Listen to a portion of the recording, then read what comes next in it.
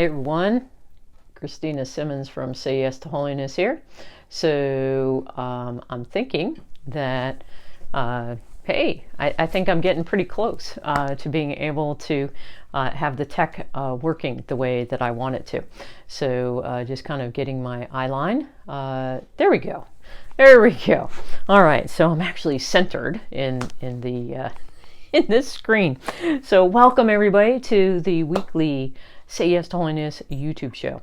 And this week I want to focus upon something that many times we will set aside or will disregard in our spiritual life, and it is how friendship causes saints. How friendship is the key to our own spiritual journey. And many times that's because when we look at our spiritual journey and our world really focuses upon this, it's like our own personal journey. And the world is like, okay, what's good for you is maybe not for me, and what's good for me isn't maybe for you. And there's this whole kind of culture of, you do your thing, I do my thing. But the fact is that it is impossible for us to become saints without friendship. And what do I mean by that? Well, Jesus actually gives us insight into this in his in the Gospel of John. It's spoken about, and he actually says in John chapter 15, verse 10 through 17. So he says, "This is my commandment: love one another as I loved you. No one has greater love than this, to lay down one's life for one's friends. You are my friends if you do what I command you. I no longer call you slaves, because a slave does not know what his master is doing. I have called you friends, because I have told you everything I have heard from my Father." Jesus lays out for us right here the importance of friendship. He tells us that we have to love one another as he has loved us. So we have to love one another. And there's no greater love than to lay down one's life for one's friends. Now, many times we think that laying down our lives means that it's only martyrs, someone like St. Maximilian Kolbe, who gives his life literally for the life of another, raises their hand and says, I'll die for this person. And we think that this is what laying down our life is about. But as we come to some maturity on the spiritual journey, we come to realize that laying down our life, pouring out our life, is the essence of love. It's about sacrifice, isn't it? It's about us being willing to give of ourselves to another without counting the cost. In fact, recently in the gospel, Jesus spoke to us in the Sermon on the Plain in Luke's gospel about how we are to lend without expecting return, of how we're to give without counting the cost, and being mindful of the fact that we shouldn't be judging, we shouldn't be looking at another and thinking that we should be getting something in return. And when you think about it, this is the essence of friendship. True friendship isn't focused upon what do we get back, does it? True friendship is about giving of ourselves as we can in those moments, without consideration, without thought to what are we getting out of this. Now, we have to have healthy boundaries. We have to, not be allowing ourselves to be taken advantage of. But we have to be modeling and displaying no strings attached love as part of our friendship. So this starts with how can we give of ourselves, how can we create those healthy boundaries, and where we can say, no, I can't do for you right now. When someone might ask us of something, to do something or to be there for something. And how do we know this? It's by knowing who we are. This is why our identity as sons and daughters of God is so important. We need to know who we are and what we are called to be about, and how we go about doing that. And that is the nature of our vocation is that we're all called to be saints. We're all called to live a particular state of life. And we are all called to a personal mission. And this personal mission is going to be as different and varied as each of us are, because God has created us each to be a particular reflection of His love and mercy in the world. So how does this all tie into friendship? Well, the fact is that not only does Jesus tell us that we have to love one another as He has loved us, but we also know that saints come in clusters. We can't love one another unless we are on the road to virtue. And this is so important for us to know. How many of us have been let down by someone, by a friend, that we thought that they should be giving, that we've done all this for them and we call for one thing and they're not there for us, and then we get our nose bent out of joint, don't we? Well, the fact is that when we are disappointed, when our expectations aren't met, then what we're doing is that we're looking with a selfish lens. And this is not love. This is hard to hear. This is really hard to hear, because often we give. And then when we, expect one thing back from someone else and then it doesn't happen, then we come to be upset and be resentful, right? So don't forget, I think I've shared this a few times, but this is something I come back and meditate upon all the time. Expectations are premeditated resentments. Let me say that again. Expectations are premeditated resentments. And when we have expectations of a friendship, then we are setting ourselves up to be let down. This is not what love does. Love pours itself out. Love gives. And this is what God does for us.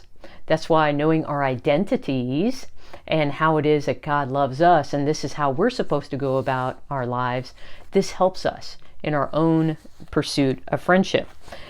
But you see, the thing is that friendship is a virtue. Friendship is only possible when we are pursuing virtue.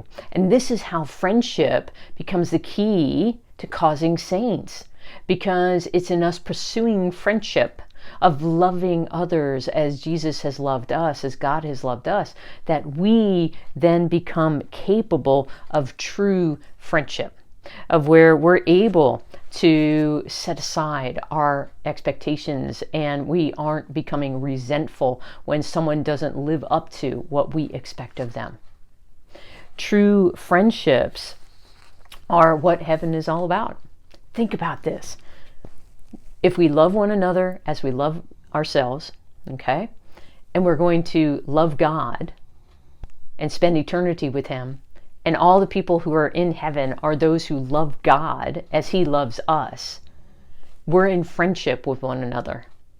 This is what heaven is going to be like. It's going to be in which we are able to love without expectation, in which we're able to love completely and give of ourselves completely, so that we can do as Jesus said, there is no greater love than this, than to lay down one's life for one's friends. So the fact is that when we are striving for virtue, we are becoming more and more capable of friendship. We're becoming more capable of friendship because we are humble, because we are kind, because we are gentle, because we are self-controlled, because we're not allowing ourselves to become angry or have our pride upset because someone doesn't do something in the time that we think they should do it. In all these many ways, we don't envy one another. We don't compare ourselves to other people. All of these are things that the virtuous life, the life of virtue that we're striving to grow in, helps us become better friends. It helps us be able to be saints. This is how friendship causes saints. This is how it's all tied together. And so often, again, I'm going back to what I started with, bringing it all back around. Our world tells us you can get by without anyone else. And your spiritual life is about just you and God. But that is not the case. Our spiritual life is definitely about us and God, and us opening ourselves to His love so we can be transformed. Why? So that we can love others as we love ourselves. So that we can be in love, with love, and through love, able to live in loving relationship for all eternity. That's what we're preparing for here. So let me give you in Sirach chapter 6, verses 14 through 17, that ideal of what we are pursuing and also what we are looking for. And that doesn't mean that we expect this. Rather, this is so that we can recognize those true friends in our lives and we can give thanks for them, because they will help us also in becoming more of a friend, a virtuous friend. So in Sirach it says, "A faithful friend is a sturdy shelter. He who finds one finds a treasure. A faithful friend is beyond price. No sum can balance his worth.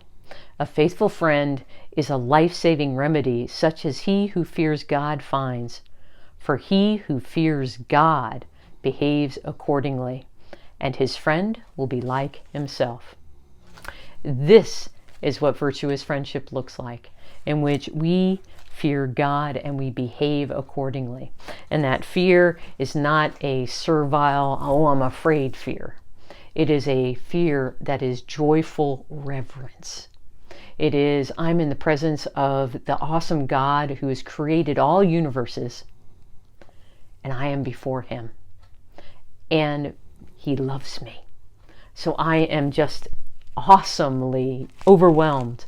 I am in fear of the fact of His awesomeness and my small little paucity of who I am. But He loves me beyond measure. He loves you beyond measure. And when we allow this love into our hearts to transform us, not only does it transform our relationship with Him who loves us and has created us and will be and desires to be with us for all eternity, but it helps us be able to love others as He loves us. And this is our call. This is how, when we are striving to become virtuous, when we strive to become our best selves, when we strive to become who God created us to be, when we begin to live that life of virtue, then we become the friends that we ourselves need. So this week, I invite you, as you are preparing for Lent, to do two things. One, come to my Lenten workshop, which is going to be on Sunday, February 27th. It was supposed to be last Sunday. I wasn't feeling well. So it's going to be this Sunday at 6 p.m. Central Time. Come to that for yourself to put together your resolutions. And then on Monday night, I'm beginning what is known as Alpha. And the Alpha series is designed in order to explore the Christian faith, in order to explore the person of Jesus. And each talk is about a different question around the faith. It's designed for us to have conversations around the faith and around what it is to be a disciple of Christ. These are a series of talks that are being given around the world. So we'll have a little video that we'll watch together online at 6:30, and then we'll talk about it from 7 to 8. So you can go and sign up for both of those at sayyestoholiness.com. Again, that's sayyestoholiness.com. You can sign up for both of those. They're both free. The whole reason to sign up is so that I can send you the Zoom link so you're able to participate, or so that I can send you the replay the next day. So biggest thing, we have to start with ourselves. And this is what the Live Lent Fully to Have an Easter Life workshop is all about this coming Sunday. I'm going to be focusing upon how your Lenten resolutions of prayer, fasting, and almsgiving are going to be able to serve as your springboard to truly live that virtuous life and to become the friend that everyone desires and that we ourselves desire, and so that we can live that integrated and holistic life that God created us for. And also consider, how can I be a friend? The best way we can be a friend is to bring that friend to Christ, to help them be able to come to recognize Him as the one who has all the answers. So I invite you to sign up also for the Alpha series, which will be happening on Monday nights from 6:30 to 8 throughout the Lenten and Easter season. So I hope that this has served you. It's been so great to spend time with all of you, and have a blessed day.